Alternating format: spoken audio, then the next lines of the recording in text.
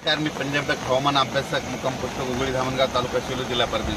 आणि या ठिकाणी कालच सांगितलं होतं की आमच्या लेंडी नदीला पूर येणार आहे म्हणून हा अंदाज सगळ्यांना लक्षात येतात. पण राज्यात आज आहे 2 तारीख, तर 2 सप्टेंबरपासून राज्यात आणखी उद्याचे दिवस 3 तारखेपर्यंत राज्यात आणखी असाच पावसाचा जोर राहणार आहे म्हणून हा अंदाज लक्षात येतात. पण सर्वांना सांगू इच्छितो की माझं सर्व शेतकऱ्याला प्रथम एक विनंती, त्या सर्व शेतकऱ्याला सांगू इच्छितो की शेतकऱ्यांनो तुम्ही काय करा, म्हणजे तुम्ही शेतकऱ्याच्या शेतातून पाणी गेलं, पिकातून पाणी गेलं, शेतकऱ्याच्या घरात घुसलं, त्याच्यानंतर काही जणांच्या पिकं वाहून गेले, तर तुम्ही काय करा, आज तुम्ही विमा कंपनीचा क्लेम करून घ्या.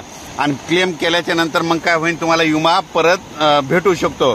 जर क्लेम करायचा असेल तर अतिवृष्टी व्हायला पाहिजे, आणि अतिवृष्टीपेक्षा जवळपास एक्सेस पाऊसमध्ये 200 मिलीमीटरपेक्षा जास्त पाऊस पडलेला आहे म्हणून तुमचा विमा पात्र होऊ शकतो.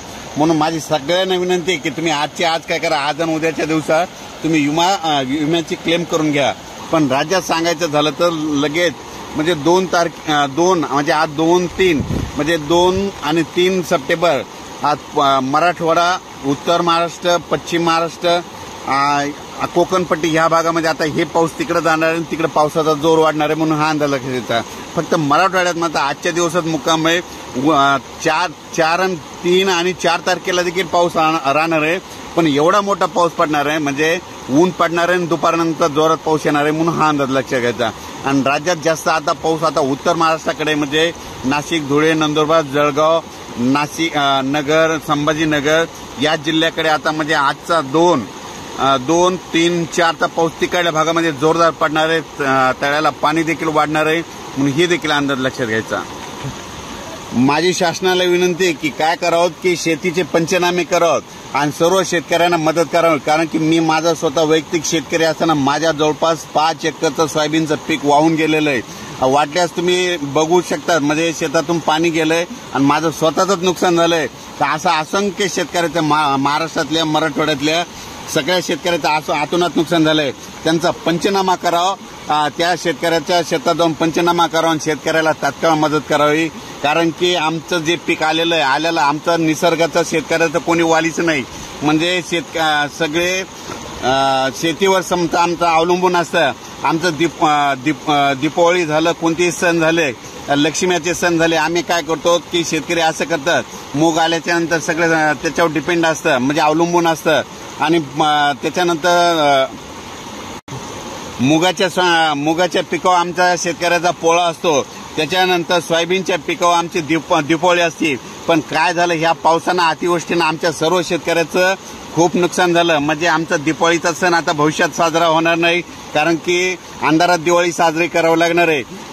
त्याच्यामुळं माझी शासनाला विनंती सगळ्यांना की शेतकऱ्याचे म्हणजे शेतीचे नुकसान झालेले पंचनामे करून त्यांना तात्काळ मदत करावी.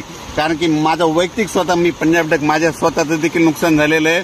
जवळपास 5 एकरच्या शेतामधून माझ्या सोयाबीनमधून पाणी गेलं आणि सगळं सोयाबीन खराब झालंय म्हणून हे देखील तुम्हाला सांगू इच्छितो. आता सर्व शेतकऱ्याला सांगू इच्छितो की म्हणजे आता तुम्हाला एक सांगतो, परभणी जिल्हा असो, जालना जिल्हा, संभाजीनगर, नगर जिल्हा, लातूर जिल्हा, त्याच्यानंतर संभाजीनगर, नाशिक, धुळे, नंदुरबार या सर्वांना सांगू इच्छितो म्हणजे हा पाऊस आता म्हणजे 2, 3, 4च्या दरम्यान उत्तर महाराष्ट्राकडे जाणार आहे आणि त्याच्यामुळे तिकडे देखील अशीच आतोनात नुकसान होणार आहे. म्हणून तुम्ही तुमची काळजी घ्यावी. अचानक वातावरणात बदल झाला तर लगेच उद्या एक मेसेज देणार आहे. म्हणजे आणखीन जवळपास आज 2 सप्टेंबर आणि 3 सप्टेंबरपर्यंत राज्यात असाच पावसाचा जोर कायम राहणार आहे. 3 तारखेच्या नंतर राज्यातला जोर ओसरेल.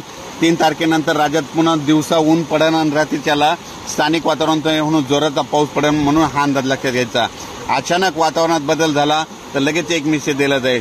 नदीच्या पुलावर पाणी आल्यास असं पुढे जाऊ नका, माझी एक सर्वांना विनंती. काय झालेलं असतं की काही ठिकाणी पूल वाहून गेलेले असतात आणि हे लक्षात येत नाही, त्याच्यामुळे ही एक त्यांना देखील विनंती. आणि परत एक माझी महाराष्ट्रातल्या सर्व शेतकऱ्यांना विनंती आहे, तुम्ही काय करा, आज आणि उद्या तुम्ही तुमचा विम्याची क्लेम करा, म्हणजे तक्रार दाखल करा, ऑनलाईन तक्रार दाखल करा. ऑनलाईन तक्रार दाखल केल्याच्या नंतरच तुम्हाला ते नुकसान भरपाई भेटू शकते. धन्यवाद.